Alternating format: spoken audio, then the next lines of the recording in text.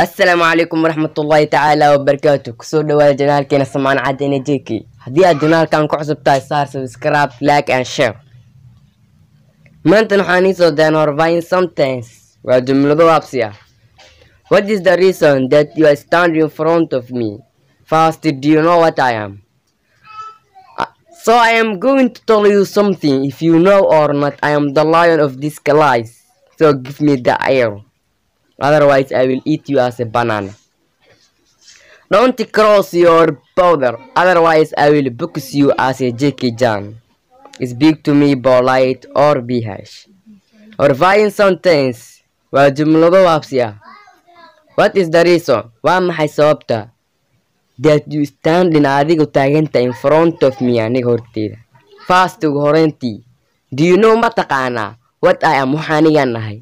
So sidaas darteeda I am going waxaan u socdaa to tell you inaan kuu sheego something walax. If you know haddii aad ogta or not ama haddii aad ogeen. I am the lion waxana ay liwaaxa of this class ee fasalkani.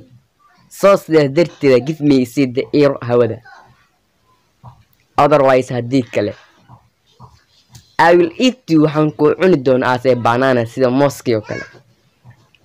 Don't cross so gudbin your border xuduudaada. Otherwise haddii kale I will box you waxaan kuu feeri doonaa as a Jackie Chan sida Jackie Chan oo kale. Speak to me igula hadal polite si akhlaaq leh or be harsh ama scams. Waa tahay kusoo dhawaa janaalkeen halkaasna cashirka maanta noogu ogyahay.